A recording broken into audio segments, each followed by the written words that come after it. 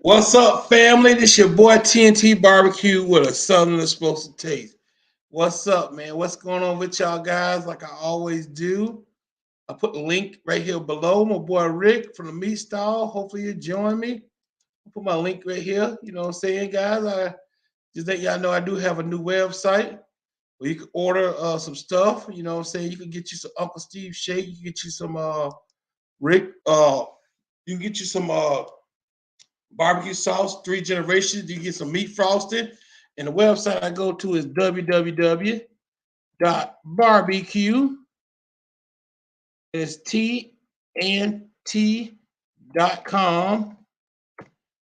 And you can just click on that website right there and order you some it got all my favorite barbecue sauces I use on there, everything. So you can click right there, guys, and you can order you some meat frosting. You can order you some Uncle Steve shake. You also the mop sauce, TNT barbecue mop sauce coming soon to a neighborhood near you guys. You know what I'm saying? But if you want to chat with your boy T, hey, hey, how you doing, buddy? Shoot, you know what I'm saying? How you doing? Good to see you, man. What's up? I am. Uh-huh. So there go the link right there. Just click on the link right there if you want to just join in the chat, guys. I'm just sitting here chatting on a beautiful, beautiful day in Iowa, beautiful night in Iowa. Just seeing what's up with y'all. I got 5 people in the chat, but that's okay. Ain't nothing wrong with 5 people in the chat, guys. We just gonna chat it up, guys. So what else y'all up to? Oh, thank you, Master Table Barbecue LLC. Appreciate it, man. Thank you so much. Like I say, if you want to order you some barbecue sauce, you want to order some stuff, go to the website right there. Then you go to you can just go straight to um I'm sorry guys, it's been a long day. You could go straight to Uncle Steve Shake. You go straight to Three Generations, or you can go straight to Meat Frosting and get some. Hey, how you doing? Everybody doing pretty good, man. I'm doing pretty good too. But yeah, most definitely. Go to the link right there if anybody want to jump in and talk with me a little bit. And here's the link for the different sauces and rub. If you go there, you would definitely see my mop sauce. So you click on that link, mop sauce, and you can also order t-shirts. You want to order some TNT t-shirts? Just click on uh, uh, what's up, Ransom? How you doing? Hello, how you doing? So you just click on the link right there. You can get some TNT apparel. So you can do all that there. Just click on the link right there, guys, and hey, you can get t-shirts, apparel.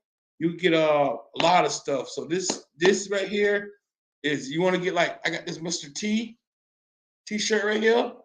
I got the hat. TNT apparel, guys. Just click on that, man. You get all that good stuff right there. They're gonna web page right there. It's pretty easy. www.bbqtnt.com. So it's bbqtnt.com. So it's pretty easy, guys. You know what I'm saying? I'm not trying to sell you on that. Anybody any questions? Okay, any questions? We didn't got that out of the way. Any questions? Any conversations you want to have? I just want y'all to check that out, man. Like I said, I'm not a big salesman. You know what I'm saying? I just let it sell itself. I miss y'all guys. I tell you what, I really miss y'all, man. I'm telling you what, I really miss y'all guys. I've been pretty busy, man, and I just want to take the opportunity. I got really nothing to do tonight. I've been busy with kids and school with the kids and things of that nature. I've been so busy, so I want to take the opportunity to jump on with y'all guys and see what's up. What's up, Rick from the Meat Stall? Speaking of Meat Stall right now, Rick, how you doing, brother? Man, what's up with my brother Rick? Man, I love that guy, man. It's my dude, man. Rick from the Beat Stall, man. But yeah, like I say, man, uh, you know, um, he's an affiliate link that I have on my web page. And Rick, you want to click on? I know you're busy right now, but you ever get a chance, click on. Mr. Smith, how you doing, brother? How you doing? I'm doing pretty good, bro. Peace up to you. So anybody questions? Well, so tomorrow I'll be doing some brisket, cook a couple briskets for some customers. Um, may do some pork butts. I don't know what I'm doing tomorrow. Tomorrow gonna be a pretty slow day, But next week I'm getting into the mix of everything. Next week we hitting it pretty hard. You know, I got things coming up, so I got to get ready for the situations that are taking place. So I got to get all strong and build up, ready for that situation. You know what I'm saying? It is what it is, you know. But yeah. So that's basically what's going on with me. I'm kind of all over the place, guys, right now because I got things going on. But man, I'm so happy to be in front of you right now. So let's talk. What's going on, man? What's going on? Y'all want to ask questions? Talk about biscuit, barbecue, chicken. What you want to talk about, man? Just holler at your boy TNT, man. You know what I'm saying? You want to click on the link, man? Y'all up there, y'all want to click on the link? Holler at your boy T. You know, I pull you in the chat. We can talk about it, you know. We can talk about what, you know, what you want to do. We can talk about all that. You know, it don't make no difference. Okay. Okay, how much I charge for sides of baked beans and potato salad? Normally, I charge around $1.50 per person. So it'll be $3 per plate. So if you charge $9 for a sandwich, it'll be extra $3 a plate. So it'll be $12 for two sides and potato salad. So potato salad, I charge $1.50 per person unless it's under 100. If it's under 100, you got to charge $2 per person for sides. And you want to give a 4-ounce scoop, 4-ounce scoop of potato salad, 4-ounce scoop of baked beans. That's a lot compared to a lot of people. You know, so that's how I would do it. I would do a $1.50 per person, and then after the $1.50 is paid, I will go. If it's under 100 people, I will go $2 per person. So that's how I would charge to get the price, and I think that'll work out good. So yeah, don't shortchange yourself. Always remember, don't be the cheapest, be the best. Don't be the cheapest, be the best. Okay. So if you get 4 servings, so basically, if you get 4 servings out of a pound potato salad, okay, I got my boy Rick here. I'll move him till you ready. All right. How you doing, Rick? Hey, what's happening with your partner? Not much, man. Just trying to answer this man's question, Mr. Austin. So I look at like here, Rick. If a potato salad, average price of potato salad about $4 a pound, right? Mm-hmm. So I say $4 a pound. Divide that. I divide four. I divide so it's 16 ounces in a pound, right? Mm-hmm. 16 ounces divided by 4. 16 divided by 4, which I know that is, equals 4. So, Mm-hmm. if I'm having four servings out of a pound, and you're paying $5 a pound, so you get it is 4. You times that times 1.5. You're basically only getting $6 a pound. So that's all you're getting. So basically, you know you're basically you're not making a lot of money, but in the long run, that's why I say if it's under, so you're getting $6 a pound, you're paying for 100 pounds, you know, for 20 pounds, you could feed 80 people for 20 pounds, right? Easy. So basically, you're paying $4 a pound, you're paying $80, right? 80 bucks. Mm-hmm. So you're making, so 80 times 1.5 equals $120. So you're making a little bit of money, but it adds up once you put it on top of the plate. And that's how Exactly. that's what we do with potato salad and baked beans. You know, I would just get my costs and make sure I'm covering my costs. Fluff. Hey, my boy said he went to school with you, Rick. Who went to school with me? Jerome Austin. Yo, I went to school with Rick. Where you from, Jerome? You know, I'm kind of old now. Rick, you got fans everywhere, man. That's what I'm talking about, man. The stall. Jump in, Jerome. Let us know where you from, bro. Yeah, you know what I'm saying? Because, you know, my memory's kind of old. I feel you, boy. I feel you. What do you say? Dad broke it down. Dad broke it down for me, thank you. Yeah. Look what he say. Oh, you damn right. Wilson, North Carolina, Bedingfield High School. Ooh.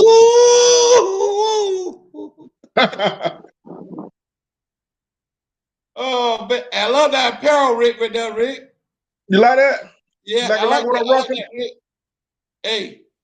Like what I'm rocking today, I'm rocking my TNT shirt today. Hey, man, look, man. All they got to do is go to the link, Rick. They get their own apparel, Rick. They just got to go to www.bbqtnt.com. And you can click there and you get you some of your homeboy Rick meat frosting there, can they, Rick? Yes, sir, you can. You get that meat frosting there too. You get Uncle Steve's shake and you get that 3 generations. You can get all that right there on that door.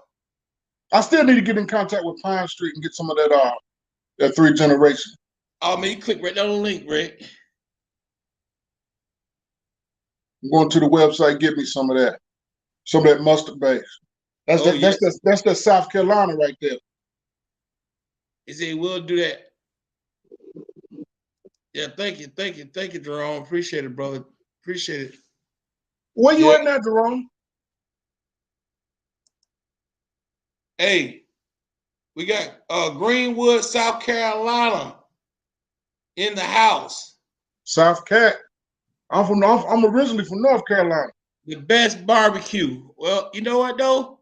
Well, do y'all got another T? Is it another T in Carolina? I want to know. I want to know if it got to be another T in Carolina because you claim you got the best. You know what I'm saying? Is he saying that South Carolina barbecue is the best? Or he's saying that he has the best barbecue? What do you say? The best barbecue. Greenwood, South Carolina in the house.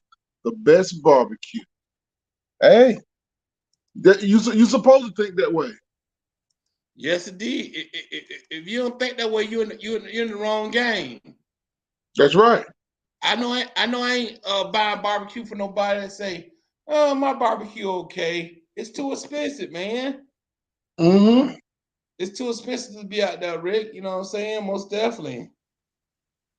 Exactly. You're supposed to think your barbecue the best. Yes, man. I tell you what, though, Rick, boy, man, I love that meat frost on the pork butt. You remember that pork butt video we dropped, Rick? Oh yeah. Man, that meat frost did his damn thing, Rick.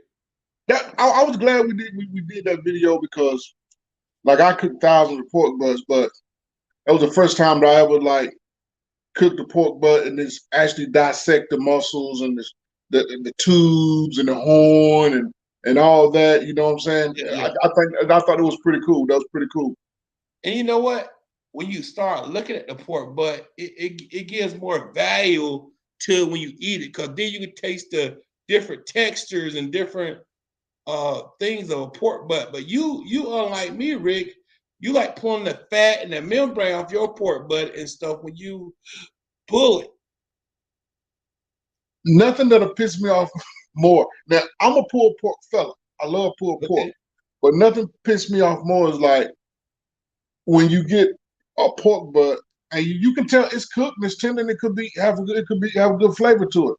But they left that fat that just don't render out. They left that in there, and I get a mouthful of that, or I bite that.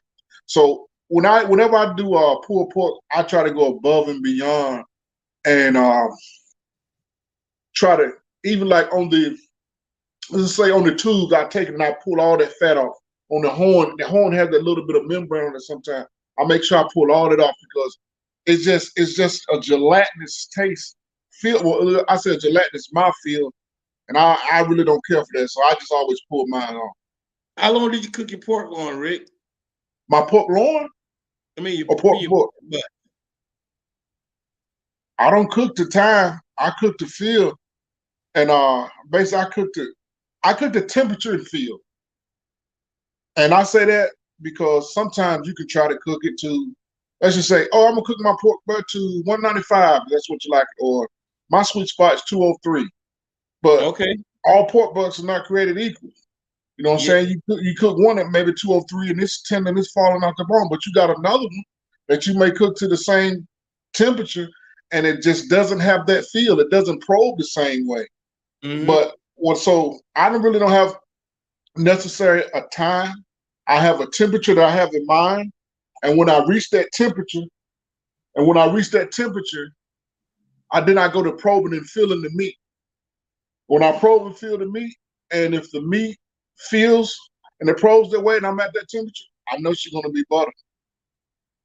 Okay. Me, I try to, when they reach about 198, 199, I'm probing.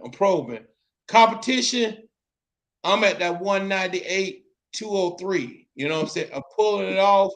I'm letting it rest. I'm getting the first of all, let me say what's up to Lake County, Florida in the house. What's up, Lake County? How you doing? Leesburg, Tavares, Mount Dora, Umatilla. What's up? You know what I'm saying? Lake County house in the house. Lake County. What you know about Lake County, Rick?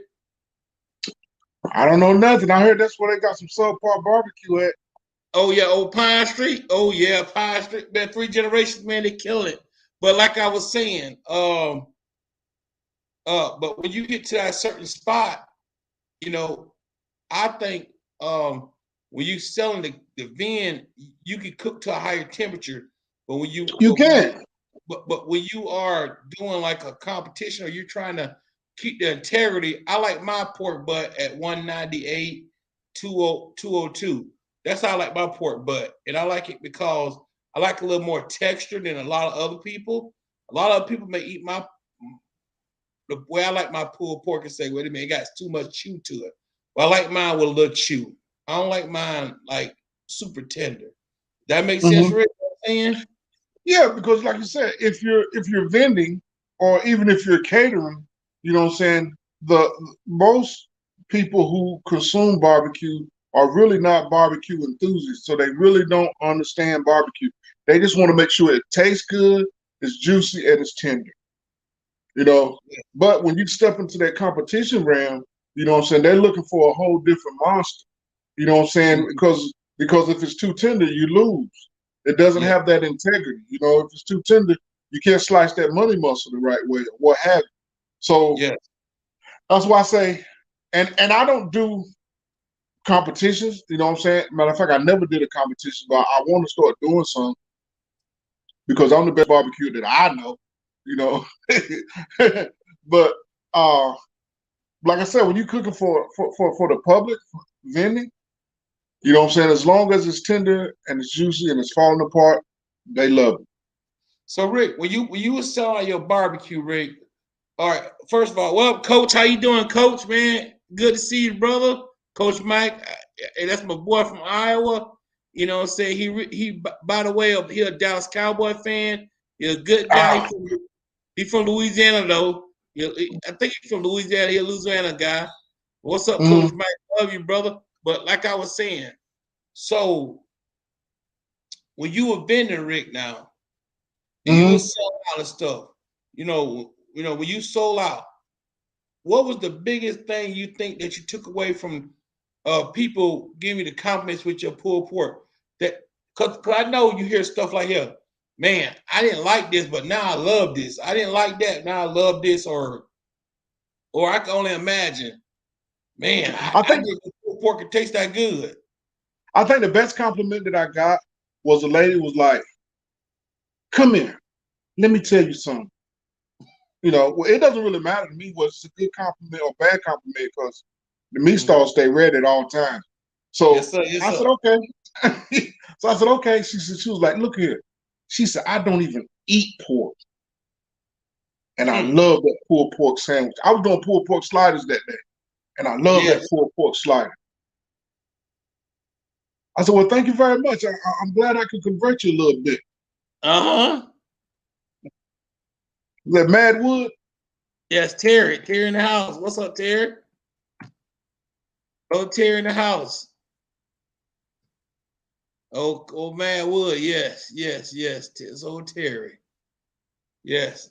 Mad Wood, he an Iowa guy too, man. He in Iowa too.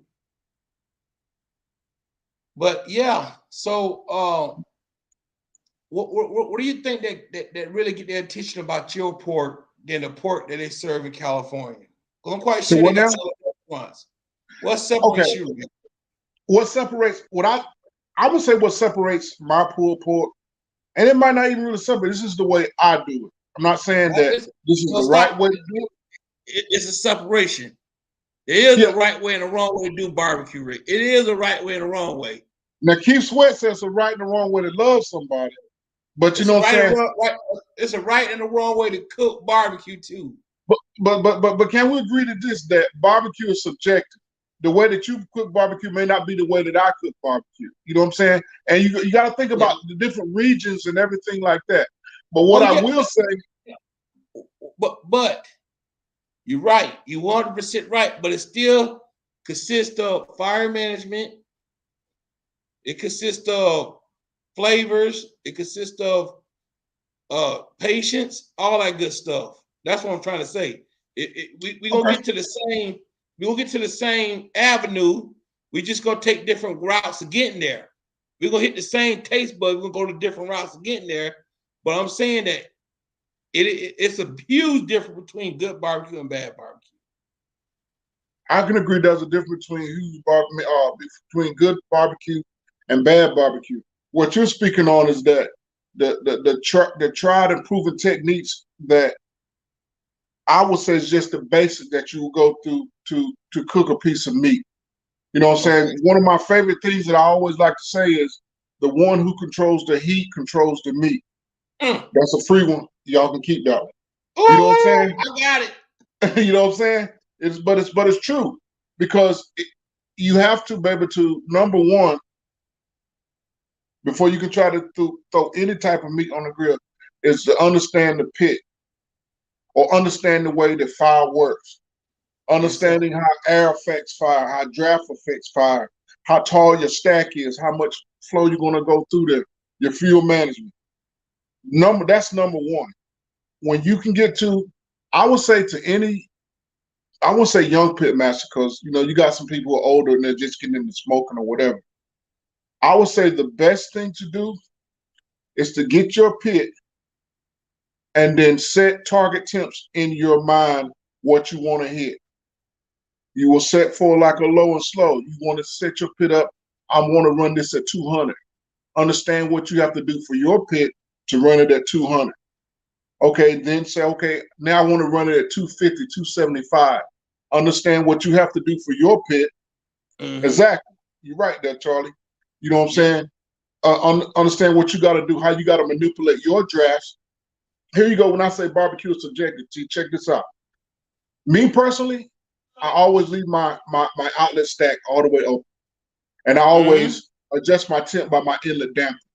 Now, Mm-hmm. I've watched a lot of YouTube videos, and I've seen some people say they will adjust the inlet and then they'll adjust the outlet damper. Not saying that I disagree with that because that works for him, but you know what I'm Mm-hmm. saying, that doesn't work for me. If he Mm-hmm. found a method that works for him, bravo Zulu, that's good on him. But me, I just leave my Mm-hmm. stack all the way open. I never adjust my outlet damper.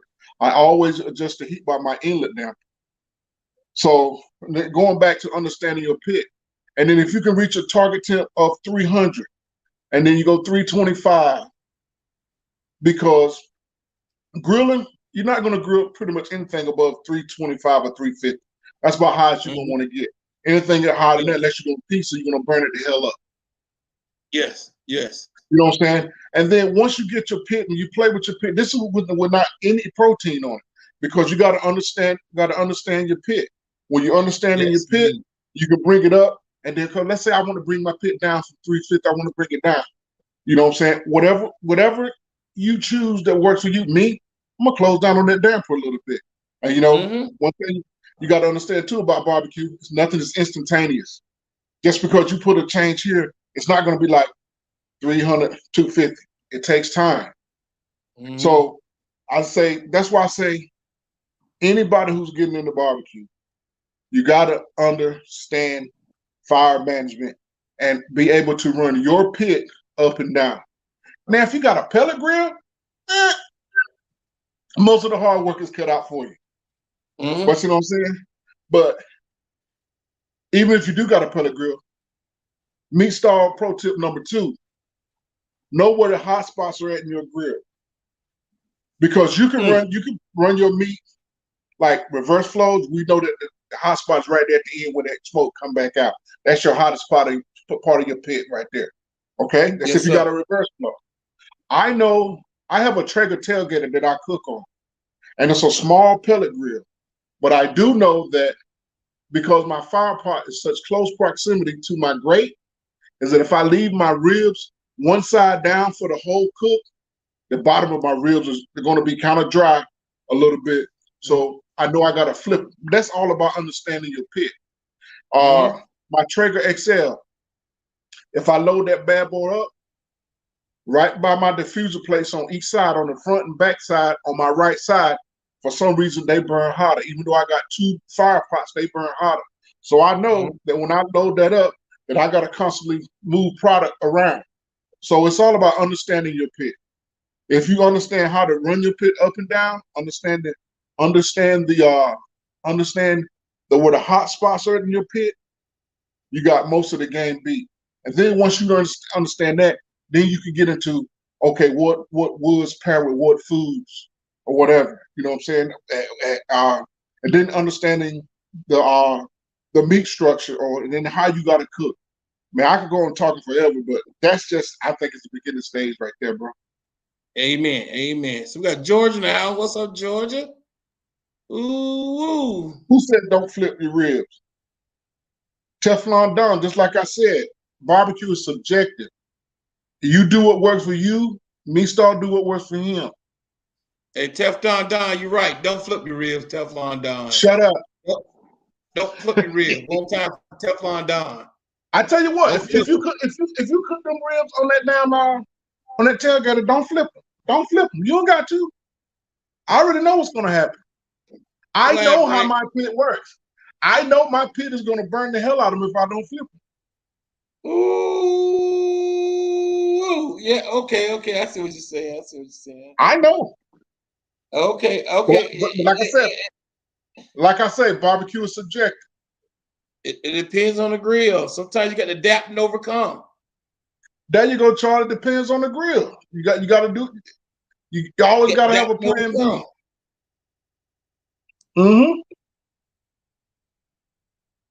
I can't jump on tonight. Medical problems. All right, that man Wood. All right, man. Will you be blessed, brother? But yeah, that's just me, though. I think me Star from out west. Now asking them from North Carolina, Teflon. Hey, where you from, partner?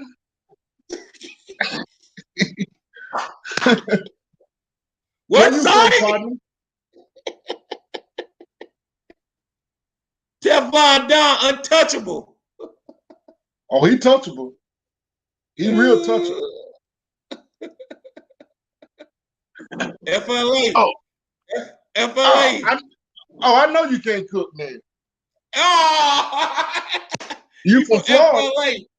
Or we stay playing parlay. Mm-hmm. Oh. You better let him know, T. I'm from North Carolina. Oh. Oh. Hey, Rick for the dirty South. We for the dirty dirt. Hey. We got to check it in from Ohio, Rick. Cincinnati, Ohio.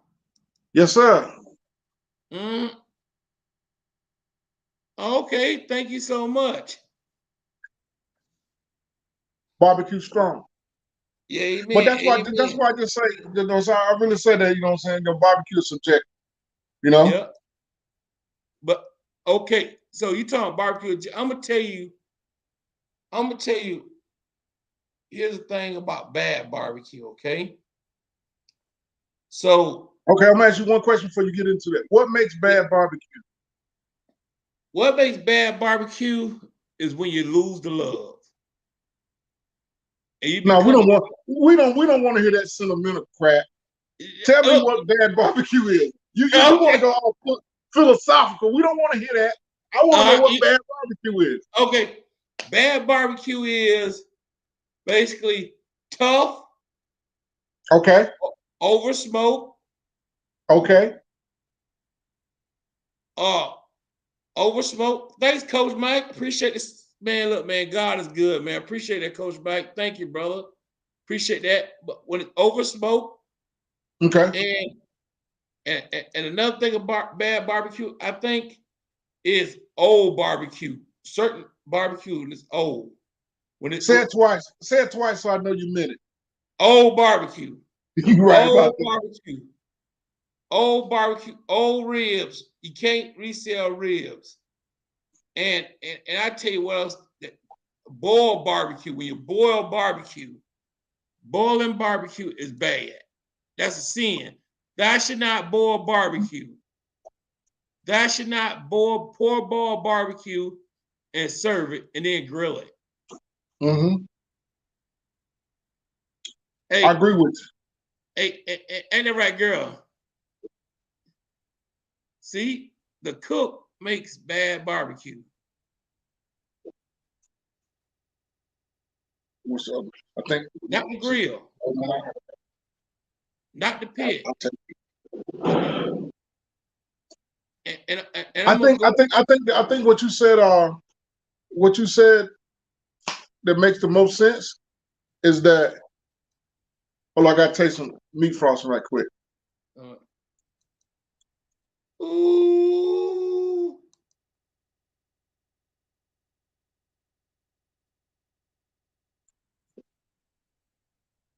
That is give me the other one. I think meat frosting.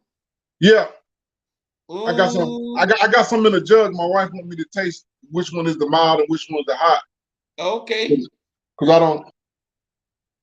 Ain't no fun unless the homies get to have no sauce. Hey, I got some sauce on you on the way. Yes, sir. You always go to the meat stall and get you some barbecue sauce. Yeah, but getting back to what I was saying. Out of everything you said, I think, saying, of course, tough, not juicy, not cooked all the way. Yeah. But bad barbecue to me is when you try to sell old barbecue. Mm-hmm. That is the worst. Because me personally, I won't sell old barbecue. I'd rather run out and say, hey, I ain't got no more. Catch me next time. Than to cook too much and then try to resell it because it's going to shine through in your product. Yes, indeed. Yeah. And let me tell you the reason why old barbecue to me is bad. I'm going to go in detail about old barbecue. What about overcooked barbecue? Okay, let me talk about overcooked barbecue. Most of America love overcooked barbecue. Say it twice. Hey, amen. Most 85%, 90% of America loves overcooked barbecue. You cannot undercook barbecue, but you can't overcook barbecue. People will complain to me if them ribs ain't fall off the bone. If them doggone pulled pork ain't smushy, they will complain. I don't want to serve it that way, but you got to give the people what they want. What they want. They paying the bill. So I agree. Overcooked barbecue is, to me, it's in a league of its own. Rick, you come into my house, I ain't gonna fix you no overcooked barbecue. Cause Rick gonna talk crazy to me. I ain't gonna talk crazy. Rick gonna say this amateur night. I say this must be some Florida barbecue. Ooh.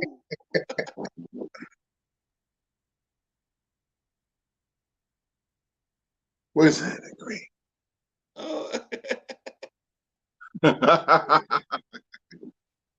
Hey man, I try to speak the truth, man. You know what I'm saying? You know, when I'm cooking, Rick, I don't want to overcook stuff. But I learned a long time ago, the customer is right to a certain extent. So when you cook barbecue, you have to cook it the way that people like it. And people don't like a real strong smoke flavor.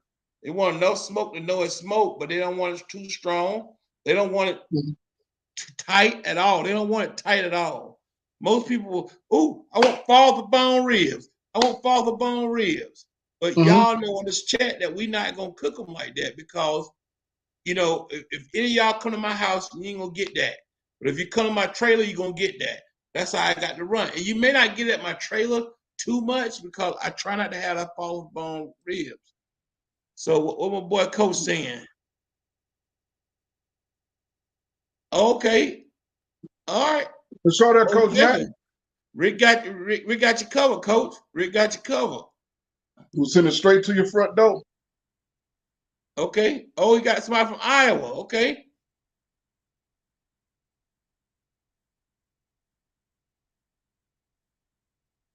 Mac and cheese was shared last week.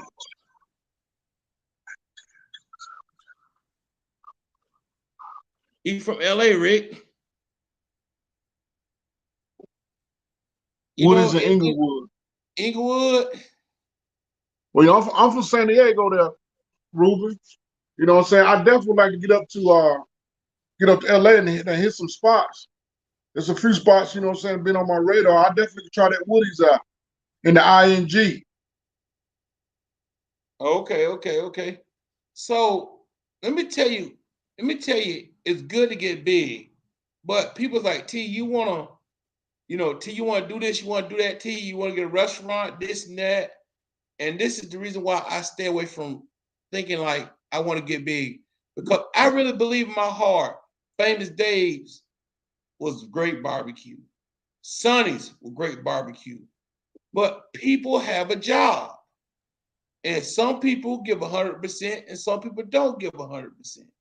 That's just who people is, right? People are the most unpredictable thing on this world. You got water and fire that's very unpredictable. Storms are unpredictable. But people are more unpredictable than that.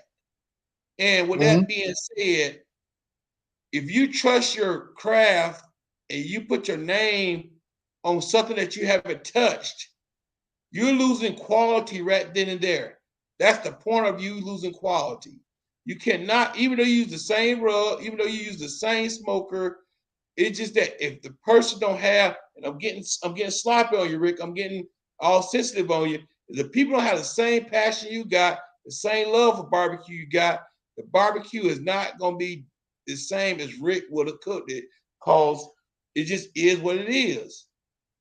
Can I get an amen, Rick? Hallelujah. And that's why you cannot get good barbecue, because it's not because the store don't have a good barbecue at the beginning, but sometimes you can get too big where you cannot keep producing the same quality of food.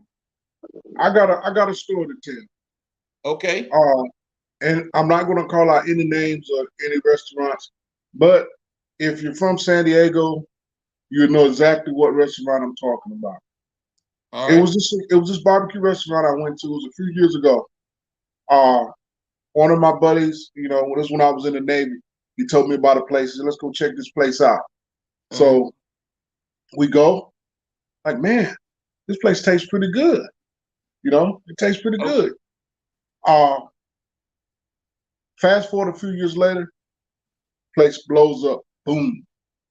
Not blows up literally, but as far as people getting traction, people hearing about the spot. Now, he has a big building. And every time you go, if you didn't really know good barbecue, you would think this is the spot to go to because the line is wrapped around the corner. Okay. You know, so every time you go. I hadn't been there in a while, and I went to that one spot. It wasn't the same. And the reason why, in my mind, kind of like what you said, why it wasn't the same when it was on a smaller scale, on a mom and pops type scale. Mm-hmm. You know, the pit master, he could control his product. He knows what he wants. Now, Mm-hmm. to grow is always a good thing, but your quality has to grow with your size of your place. Come Your on. quality, I would say your quality control has to stay the same as your place Yes. grows. Because Amen. when I tasted it the second time, it was nothing like the first time. East from the west on Rick. Yeah, it was Night and nothing day. like the first time, night and day. And you know, and uh, but the demand for it is through the roof. You know, Cocktail. yeah, and I always say this place is so big, is he's big by default Mm. because and there's no other standard to measure it by. Forgive them, they know not what they do. Exactly. There was no standard to measure by.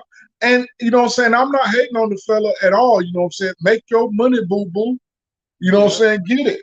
You know what I'm saying? And that's why I would not put out the name of the place or nothing like that. Uh-huh. But you know what I'm saying? But I say that to say this: your quality control has to remain constant. And if you're going to hire somebody to teach, Mm-hmm. a person has to actually have a love for barbecue. I Come on. gotta actually want to do it. You know what I'm saying? Because if they don't, then they're just going to go through the steps, and that's going to show in the end product that you're just going through the steps. You know what I'm Mm-hmm. saying? And that's just my take on that. And you know, well, one time for Corpus Christi, Texas, man, that's where original TNT. That's my other boy, Tori. He from Corpus Christi, Texas. The other TNT, when we started 20 some years ago, you know, one time for Tori Hanson. You know what I'm saying? What's up, brother? But yeah, I understand what you're saying right now. Oh, we got another person coming in, Rick. Come on. Yeah. He ain't click in yet, so I'm letting it come all the way through. Then I'm letting it come in. So, like, man, I agree with you, man. Wood don't take pride in their work. Yep, anymore. No, you're right. Uh huh.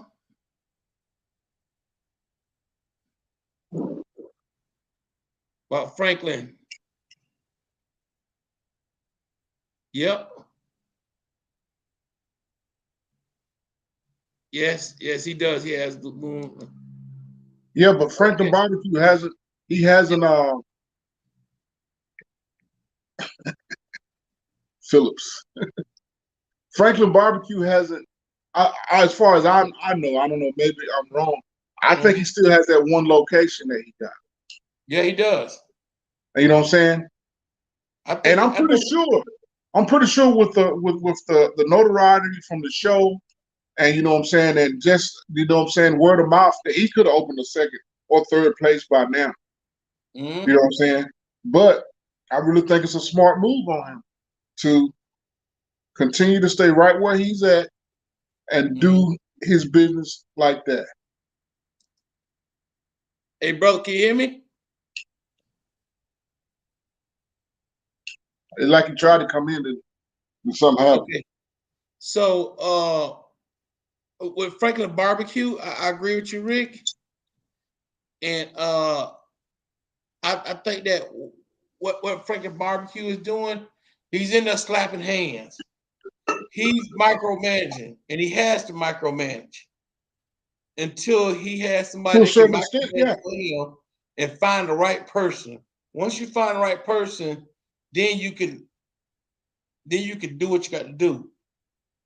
But he pays people good though. Hmm. He makes good money. Though. I know he makes. I know they make a killing now. Oh yes.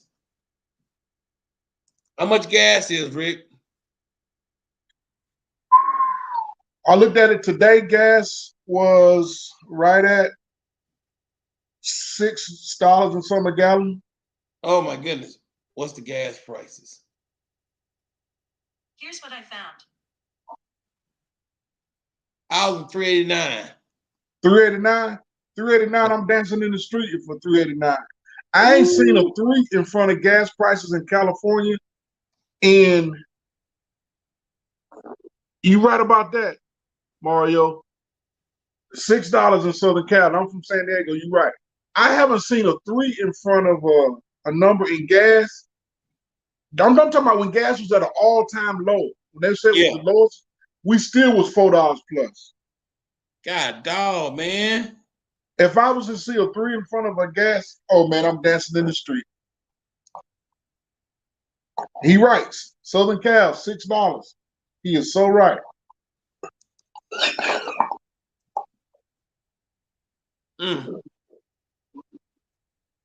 What, yeah, 389? Exactly. That's Iowa. That's that good state of Iowa. I went out the other day and I put me a down payment on a horse. It costs so much for gas out here. Oh, look at Terry's on. 305? Oh my God. It says 305? Oh. Yes, 305. He in Iowa too. That's that Dade County. 305. That's, oh my God. I say you need to move, Rick. Hey, it ain't up to me. It's up to the old lady. She'd like to stay here. Yes, yes. But I do need to move. Let my daughter go further. Yes, yes. She's laughing. Make my daughter go further. Yes. Yes, indeed. Yes, indeed. So let's get back on the barbecue kick now. Okay. So my thing is, Rick, so you're more of a natural barbecue, right? Naturalist. What you mean? Say that. Like no sweet on beef ribs, salt and pepper on beef. You can have sweet rubs, everything kind of like, you know what I'm saying? You stay in your lanes when it comes to that. Because that's where you're born and raised in the Carolinas, right? Yeah. Okay. And y'all, did you do a lot of beef growing up, Rick? No, we didn't. It's not a lot of beef in the Carolina. Carolina is mostly a pork state. We do pork and chicken.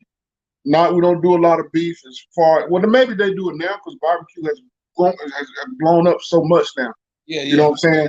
You know, maybe they do beef short ribs and briskets. But when I was coming up in the 80s, you know what I'm saying, it was whole hog cooking, basically pulled pork,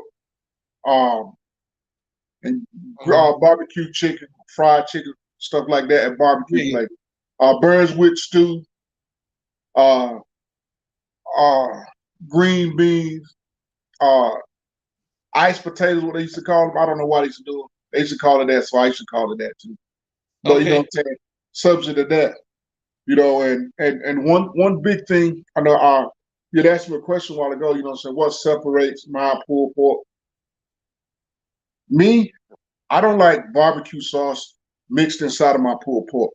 You know what I'm saying? Some people do. You know what I'm saying? I see a lot of people, not just out here in California, but you know what I'm saying, they'll do their pulled pork and then they'll put barbecue sauce in it and then they'll toss it up, which still can make a good sandwich.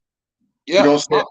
My homeboy did that with that beef stall, and that was the best barbecue pulled pork sandwich I had in years. But he was using meat frosting too. I'm just saying. Not mentioning to my own horn, but no. But for me, just like the North Carolina vinegar-based sauce, that recipe that we talked about that one time. Yeah.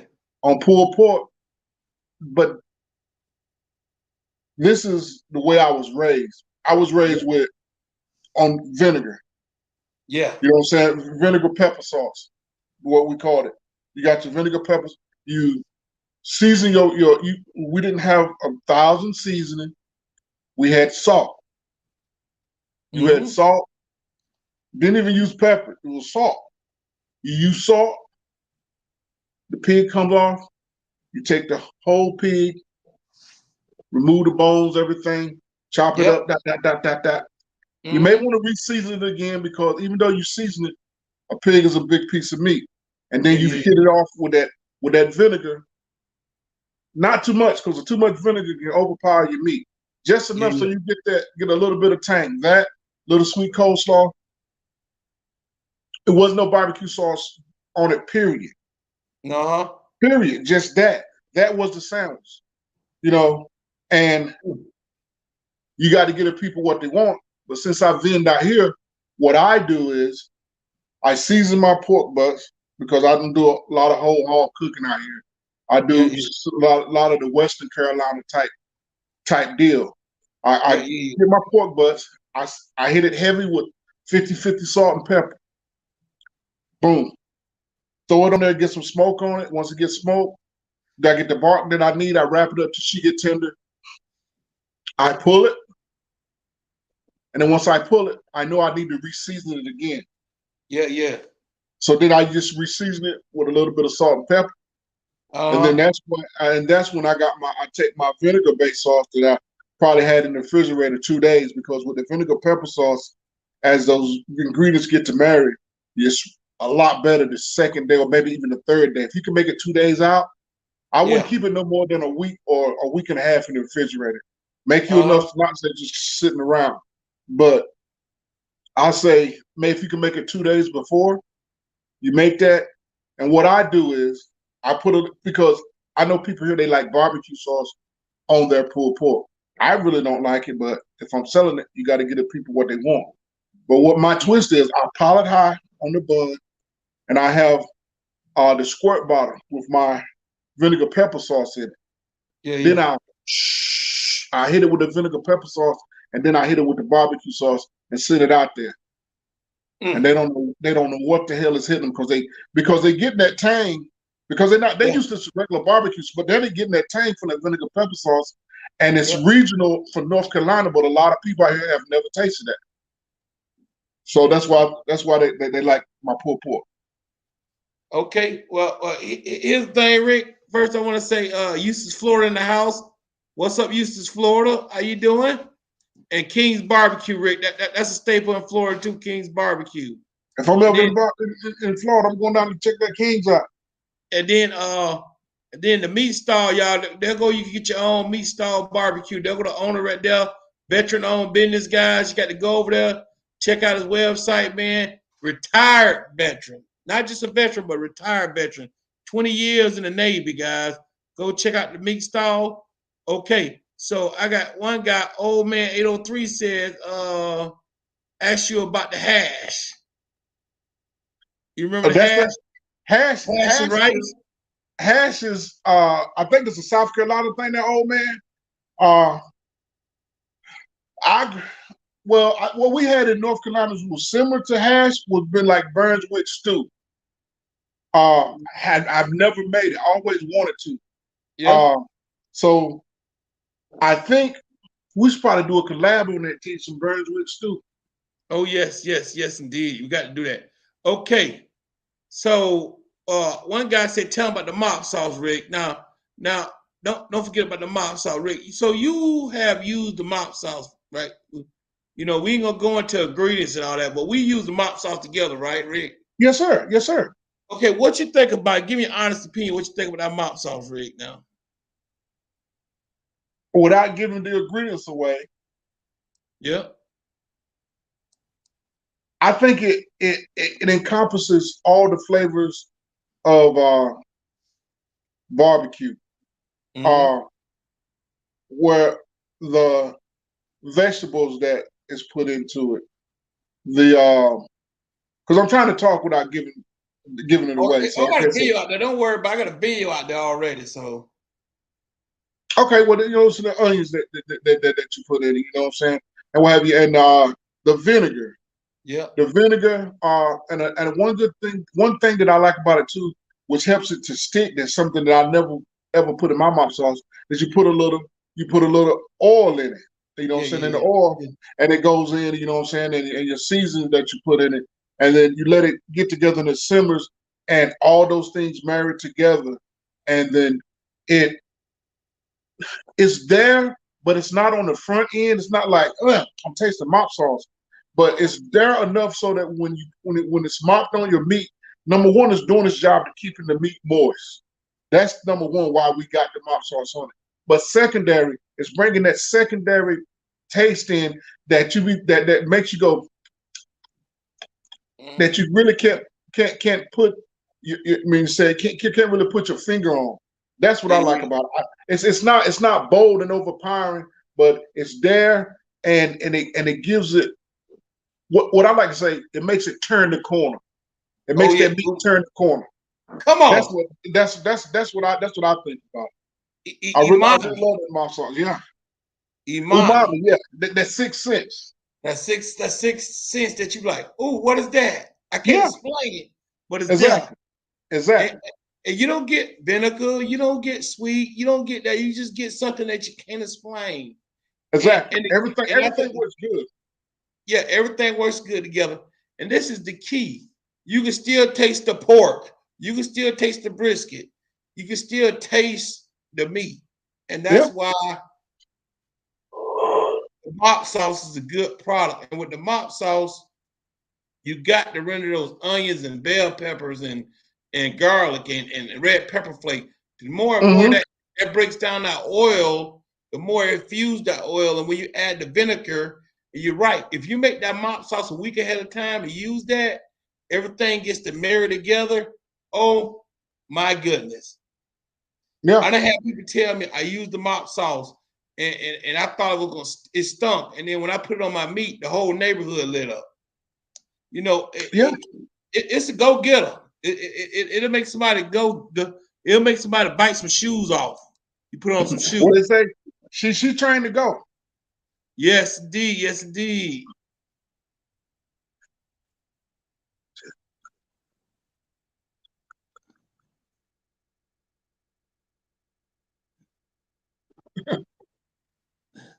Yeah. Yeah. So, what is we're gonna talk about this for a second. We're gonna let y'all all go. But what you would say a nemesis, Rick? What is a nemesis you have? It's something that you just like. That's my nemesis. Chicken. No. I saw them damn chicken quarters. Quit lying. No, I don't.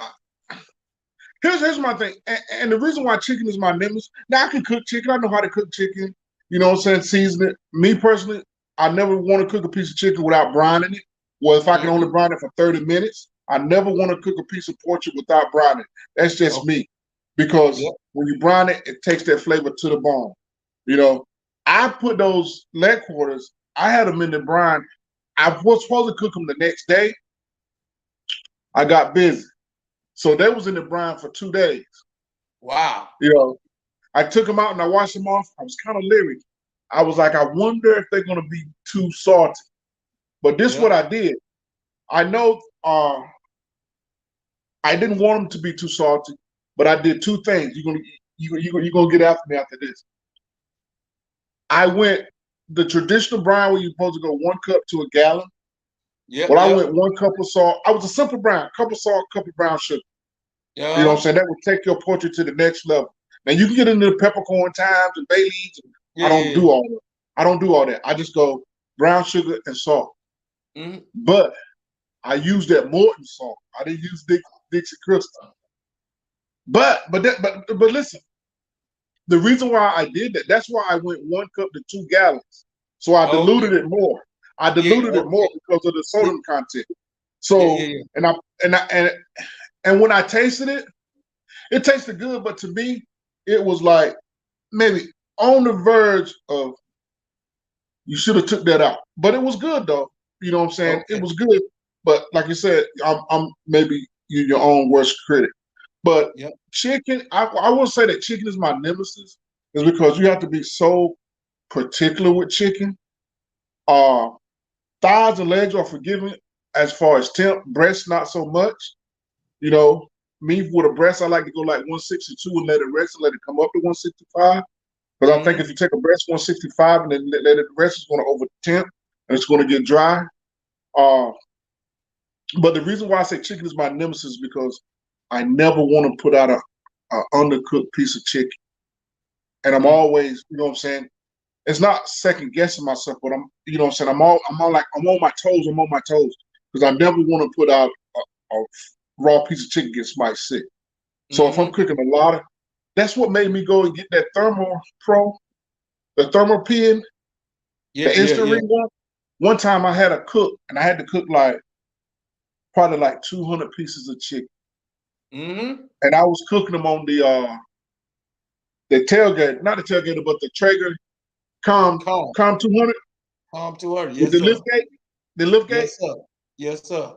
I had a loaded with chicken, right?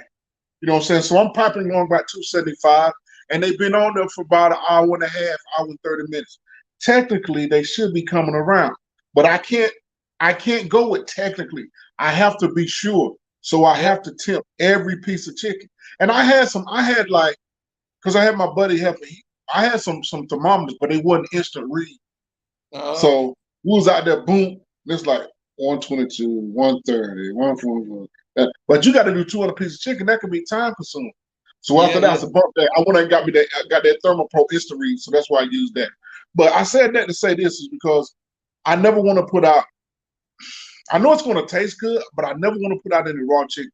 And I'm always like, you know, I'm like, boom, you know, so I got to make sure it's right. You know, I got to make sure it's right. So that's why I say chicken is my nemesis. I'd rather not cook chicken, to be honest. You know, fried chicken now. Fried chicken, I know you put it in 350, 375 for 15 minutes. That son bitch gonna be cooked. You know, sorry, no. Let it flow. Let it ride. You know, when the bubbles quiet down a little bit, you know what I'm saying? But like I said, I can cook chicken. If it has to be my nemesis, I would say chicken. Anything else, we can cook anything else. You know what I'm saying? And I will cook chicken. You know, I can cook chicken. Don't like to cook chicken. Now, what about you? What's your nemesis? I like my deaf chicken. You know what I'm saying? I call it deaf. Oh, that deaf chicken? That deaf chicken, yes, yes. If you get some of that deaf chicken, you're going to be running around in the daytime with a flashlight trying to find the motherfucker who cooked. Ooh! This tastes way better than yesterday chicken. It tastes way better than yesterday chicken. What's in the chicken today? I said it tastes way better than the chicken we had yesterday. Yes. That's that deaf. That's that deaf chicken, yes. Chicken can't hear. That's right. Oh, man. All right, guys. It's about 12 o'clock. I'm going to get off here. Rick, love you, brother. Thank you for coming on with me, man. All right, brother. Hey, everybody, peace out. I'm going to go out here and get in this bed. All right. See y'all guys later. Peace. All right.